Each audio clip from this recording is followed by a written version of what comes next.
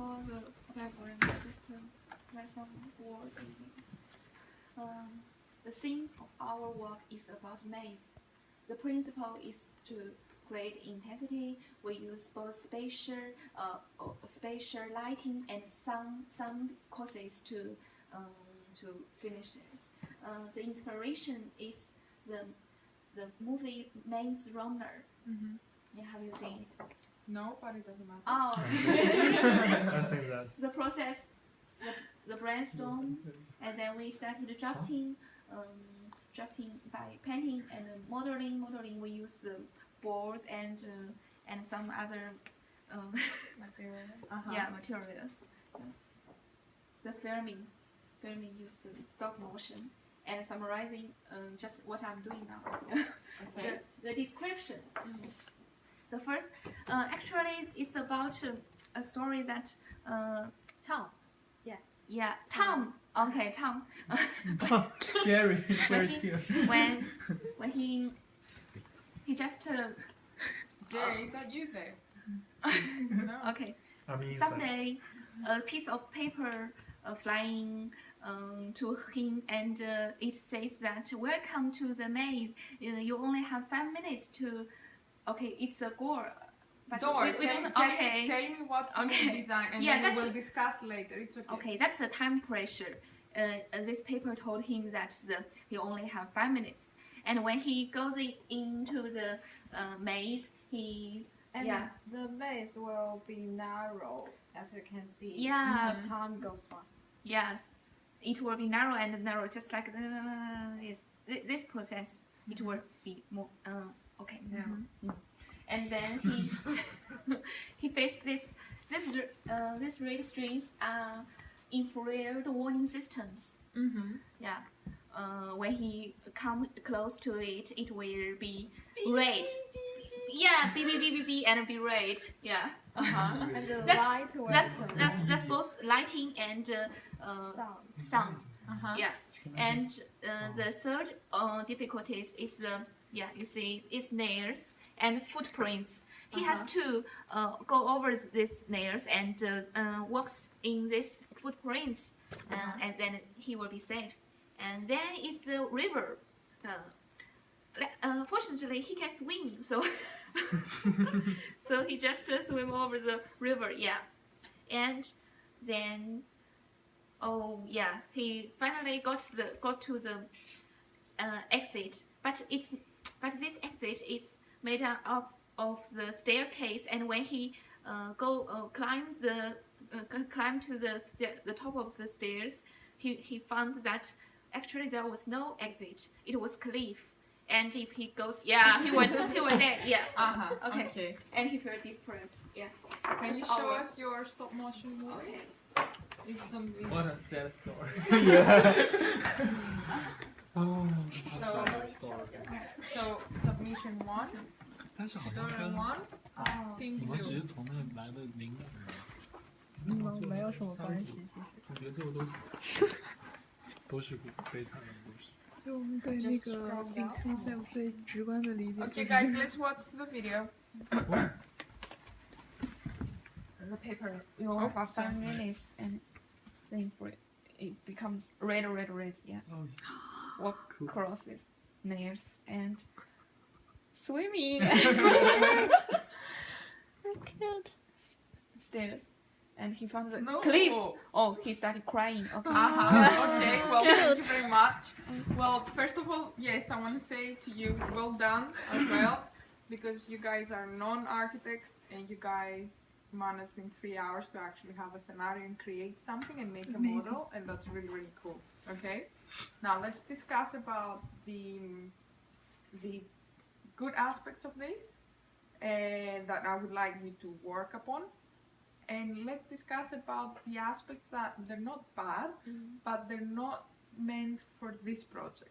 Okay, any ideas, anyone? What do you think? Because I want to know whether you guys understood as well what I want. Maybe the time limits should not be set. That's one thing. Yeah. So this whole idea again is around the game. Yeah. So you guys created the game, but the game has time pressure and all that, which is something that we don't need. What we want is just the space to be able to create intensity. We don't need a timer, and nobody has to die, or nobody has to nobody has to reach a particular goal to win. Yeah. So if you can please try, all of you, and get out of your head the idea of the game. I understand why it's so difficult to think about games, because we're working with Unity and we're looking into gaming environments and all that, and virtual reality. But just try not to have that idea stuck in your head, because it will limit you a lot. Okay, so we're not doing a game. Okay. Maybe the game will limit our mind. Just to feel the environment, but no any No time goals. pressure. Or, No time pressure, no goals. No goals, yeah. Not something. Okay. Another thing is that the way that you created your maze. Can you hold your maze, dear? Perfect. So the way that you created your maze is basically, it's like a game. So there's a starting point, and they're going to the space. They're finding obstacles, and then so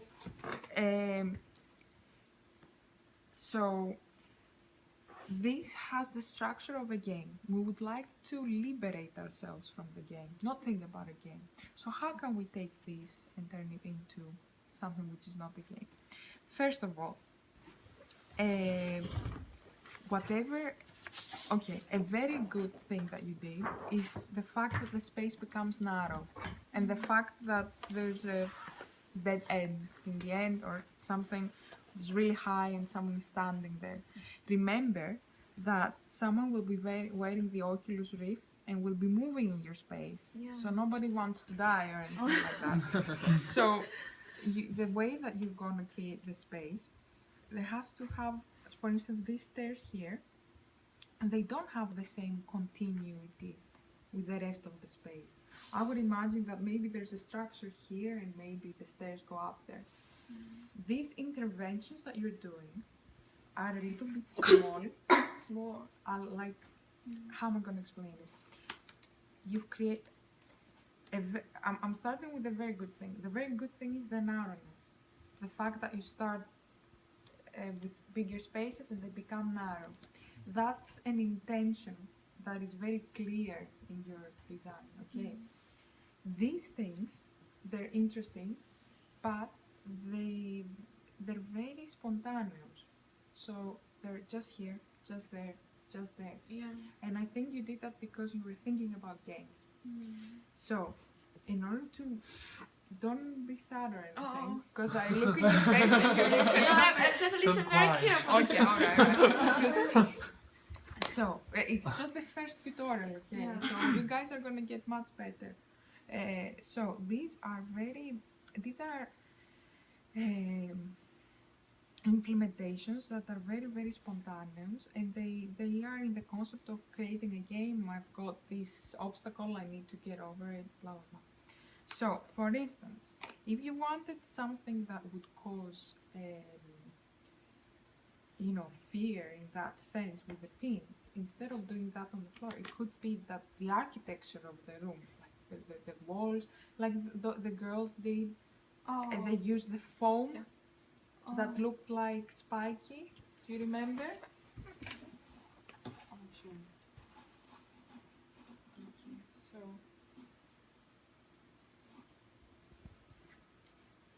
over here.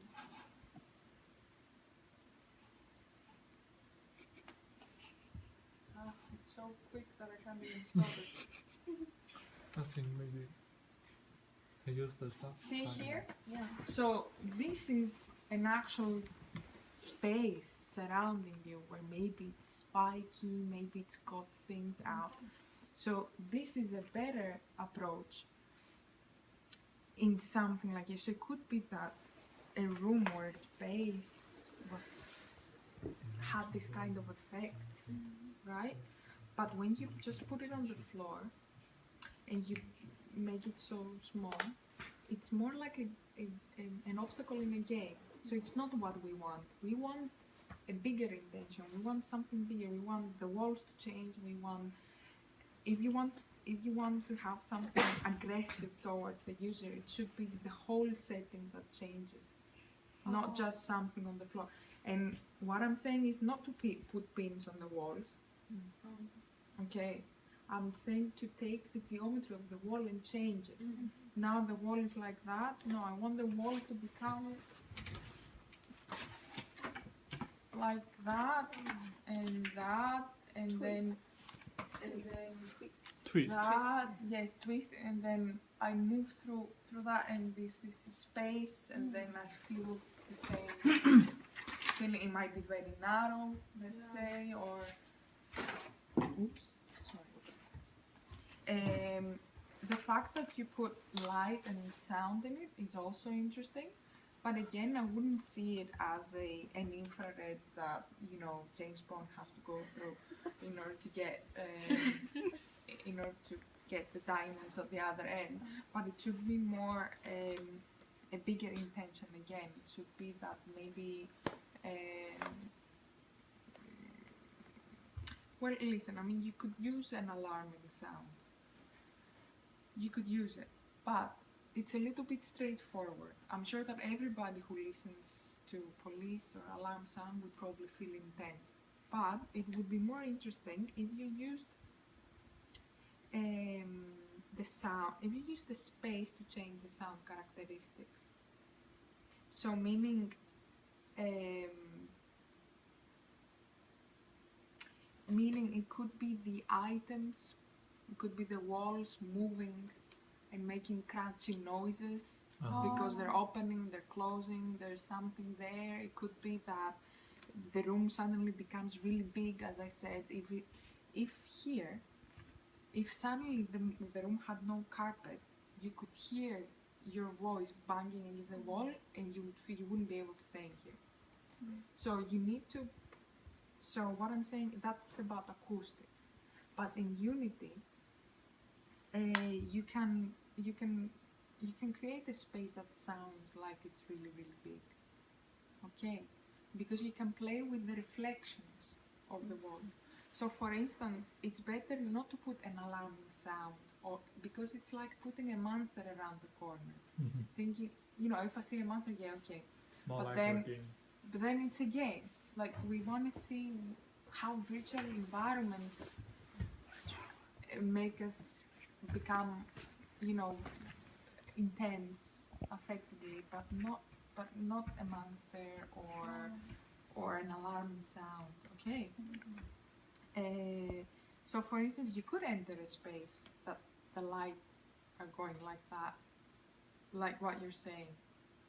But I wouldn't put an alarming sound there.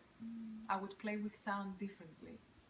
So if the geometry of the room changes, the sound will change, or the acoustics. Let's say we can hear someone's steps and they're walking, and then suddenly the room becomes very big.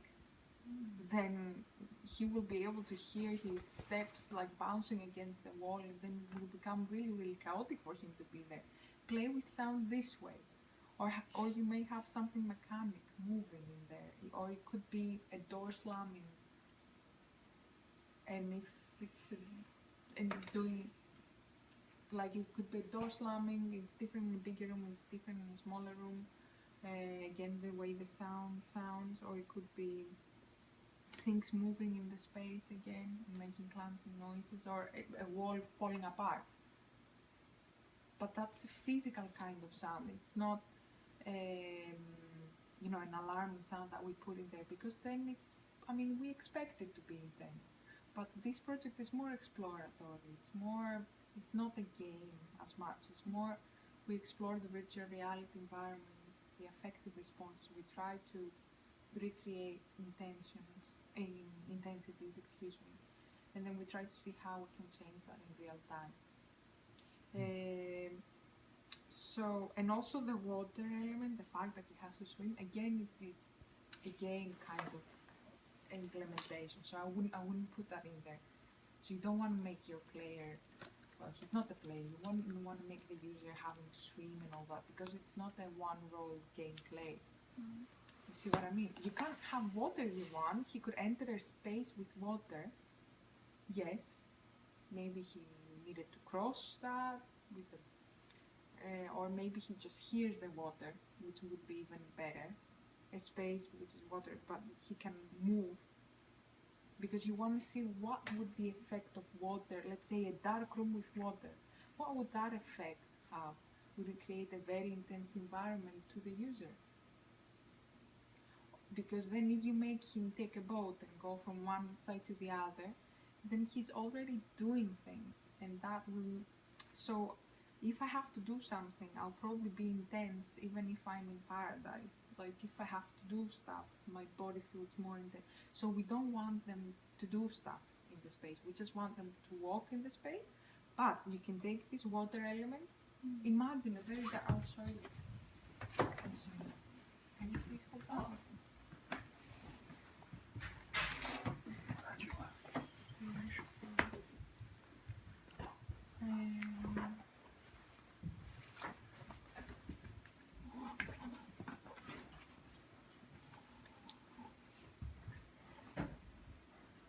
So imagine if there was a space like that. Oops, something happened here. Oh. Imagine if there was a space like that and there was a bridge and someone had to cross through it. Imagine if there was a space like that. Right? Oh. Imagine if there was a space like that.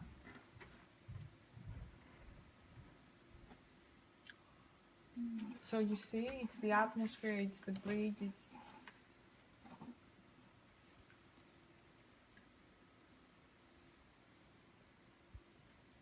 I just want to show you the atmosphere of things.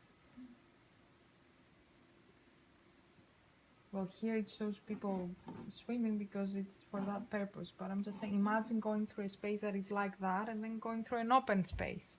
A space that's very open. For instance, those of you who came to my experiment last semester, I had a corridor and then there had an open space outside, and there were two different spaces, and I was looking from going into one space to the other in that threshold. That could create an intensity at the moment of the threshold. So think about it like that. Don't think about it as, okay, I'm going a small swimming pool that he has to swim through. It's okay. But did you guys understood more or less what I'm saying? Okay, Can we fantastic. try your experiment? Sure, if you want to, yeah. Yeah, of course. Oh, be careful. Good. Well done. Well done. Let's move on to the next one.